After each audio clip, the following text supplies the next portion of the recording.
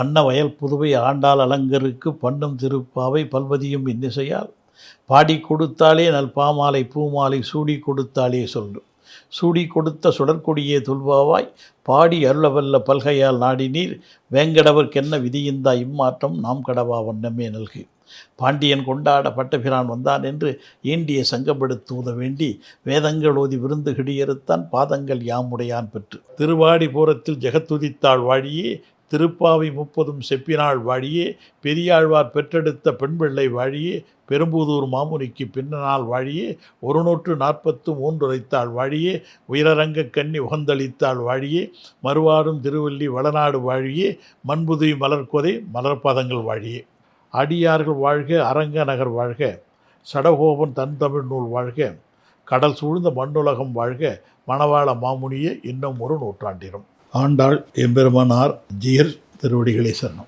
தலைவனாய் இருக்கும் நந்தகோபாலனுடைய அரண்மனை காப்பவனே, குடிகள் தூண்டுகிற தோரண வாசல் காப்பவனே, அழகிய கதவுகள் அல்லது மணிகள் கட்டிய கதவின் தாளை திறப்பாயாக. ஆயர் சிறுமியரான எங்களுக்கு ஒலிக்கின்ற பறையை தருவதாக. ஆச்சரியமான செயல்களும் நீல ரத்தினம் போன்ற நிறமும் உள்ள கண்ணன் நேற்றே வாக்களித்திருந்தான். களங்கமில்லாதவராக அடியும் வந்திருக்கிறோம். அவன் தூக்கத்தை விட்டு எழுந்திருக்குமாறு பள்ளி எழுச்சி பாடுவதற்கு. வாயால் மறந்து விடாதே. முதலில் நீதான் நேசமாய் ஒன்றோடு ஒன்று சேர்ந்திருக்கும் கதவை திறப்பாயாக. ஆணுடன் பேசும் அழகிய பாசுரம். சூடி கொடுத்த சுடற்குடி மல்லிநாடு ஆண்ட மடமையில் அல்லினால் தாமரை மேல் ஆரணங்கின் இன் துணைவி தென்புதுவை வேயர் வேந்த விளக்கு பாடவல்ல பட்டபிரான் கோதை என்றெல்லாம் அழைக்கப்படும் ஆண்டாள். எல்லாம் வல்ல அந்த ஆண்டவன் தன்னையே ஆண்டவள். சங்க தமிழ் மாலை கட்டி அந்த திருமாலையை கட்டிய பூமாலை அவள்.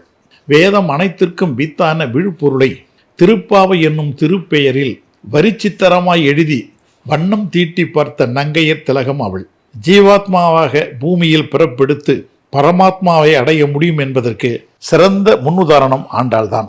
வருகின்ற வழியெல்லாம் வண்ண மலர் கண்ணனை வழிபாடு செய்ய வருக என்று வஞ்சியரை எழுப்பிக் கொண்டே வந்தவர்கள் நந்தகோபன் மாளிகையின் வாயிலில் முன்னால் வந்து நிற்கிறார்கள். மூடி இருக்கிறது கதவு. கதவை திறக்குமாறு வாயில் காப்போரிடம் கேட்டுக்கொள்கிறார்கள். ஆயர்பாடியில் ஆற்றல் மிகு தலைவன் நந்தகோபனின் அரண்மனையை வாயிலையும் காப்பவனே, நாங்கள் மணிவண்ணனை பார்க்க வேண்டும், மணிக்கதவை திறவாய். ஆயர்குல சிறுமியர்களான எங்களுக்கு பறைகளை பரிசளிப்பதாக நேற்று சொல்லி இருக்கிறான் கண்ணன். பாவை நோம்பிற்கு பறை தருவான் அவன் என்று பாவையர்கள் வந்துள்ளோம். தூயவன் அந்த மாயவன் எங்கள் தேவாதி தேவன் திருக்கரத்தால் பரிசு பெற வேண்டும் என்று அகத்தூய்மையோடும் புற தூய்மையோடும் வந்து நிற்கிறோம் நாங்கள். அவனுக்கு தூய்மையும் வாய்மையும் பிடிக்கும் என்பதை உணர்ந்து வந்திருக்கிறோம் நாங்கள். கண்ணனுக்கு பள்ளி எழுச்சியும் பல்லாண்டு பாடி பரிசில் பெற வேண்டும் என்று கூடி வந்திருக்கும் எங்களிடம் வாக்குவாதம் செய்து காலம் கடத்தாமல் கதவை திறந்து கண்ணனை காட்டுவாயாக. கனிவும் பணிவும் கைகோர்த்து நிற்க முறையிடுகிறார்கள் அவர்கள். கதவை திறக்காமல் எதற்கு வந்தீர்கள், எதன் பொருட்டு வந்தீர்கள் என்று வாயில் காப்போன் முணங்கியிருக்க வேண்டும். அதனால்தான் வாயால் முன்னம் மாற்றாதே என்று கோரிக்கை வைக்கிறார்கள் அந்த கோகுலத்து கோகிலங்கள். கதவை திறந்து விடு என்று சொல்லாமல் நேய நிலைக்கதவை திறந்து விடு என்று உரிமை கொண்டாடுகிறார்கள். கண்ணனின் வீட்டு கதவு இது. ஆகவே இதுவும் எங்கள் நேசத்துக்குரியது என்பதை நேய நிலைக்கதவும் நீக்கோலோரம்பாவா என்று அவர்கள் நிறைவு செய்யும் போது நம் நெஞ்சம் நிறைந்து போகிறது. தாளை திறக்கிறான் வாயிற்காவலன். வாயை திறந்து வாழ்த்து இசை பாடி வரிசையாய் நுழைகிறார்கள் ஆயர்குல சிறுமியர்கள். இந்த பாசுரத்தை வைணவ சான்றோர்கள் புருஷகாரம் என்று போற்றி சொல்லுவார்கள். இந்த ஆயர்வாடிக்கு தலைவனாய் விளங்குகும் திகழும் நந்தகோபனுடைய அரண்மனையில் வாயில் காப்பவனே, குடிகள் கட்டப்பெற்ற தோரண வாயிலை காப்பவனே, ரத்தினங்கள் பதிக்கப்பெற்ற அழகிய கதவுகளை திறந்து விடுவாயாக. ஆயர்பாடியைச் சேர்ந்த எளிய சிறுமியர்களாக எங்களுக்கு ஒலிக்கின்ற பறை என்ற வாத்தியத்தை தந்தருள்வதாக. மாய செயல்களில் வல்லவனும் ரத்தனம் போன்ற நீல நிறம் கொண்ட மேனி உடையவனுமான கண்ணன் நேற்று எங்களுக்கு வாக்களித்திருந்தான். எனவே அவனை தூக்கத்திலிருந்து எழுப்பும் பொருட்டு இப்பள்ளி எழுச்சி பாடுவதற்காக காலை எழுந்து தூய நீரில் நீராடி மன தூய்மையோடு உடல் தூய்மையும் பெற்று வந்திருக்கிறோம். எனவே நீ முதலில் அவசகுணமாக கதவை திறக்க முடியாது என்று எதிர்மாறாக கூறி எங்களை தடுத்து விடாதே.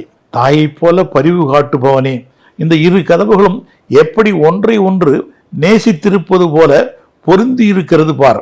அப்படிப்பட்ட நேசமிக்க இந்த கதவுகளை தயவு கூர்ந்து திறந்து விடுவாயாக என்று காவல் காப்போனிடம் வேண்டுகின்றால் ஆயர்பாடி செல்வ சிறுமியர்கள். ஆயர்பாடி தலைவனான விளங்குபவன் நந்தகோபன். நாயகனாய் நின்ற நந்தகோபன் என்கிற ஆண்டாள் முதலாளியின் பெருமையை சொல்லி ஒரு வேண்டுகோளை வைத்தால் தொழிலாளியான வாயில் காப்பான் மனம் கசிந்து கேட்டதை செய்து விடுவான் அல்லவா?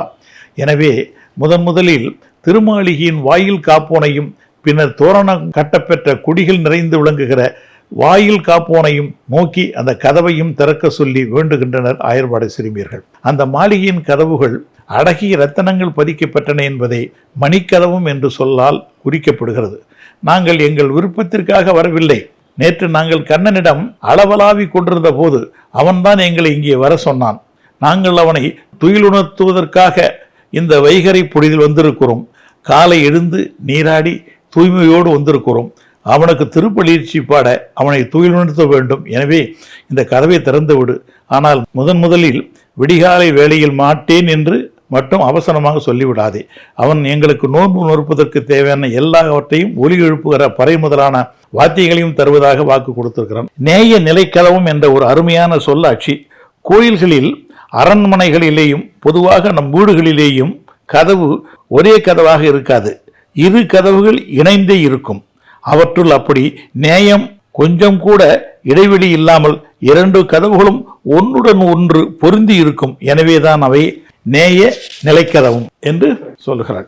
இதில் உட்பொருள் ஒன்று, ஜீவாத்மா பரமாத்மாவை அடைய அன்பு எனும் மனக்கதவை திறந்து அவனை சரணடைந்தல் வேண்டும் என்பது சமய கோட்பாடு என்பது நாம் அறிந்தோம்.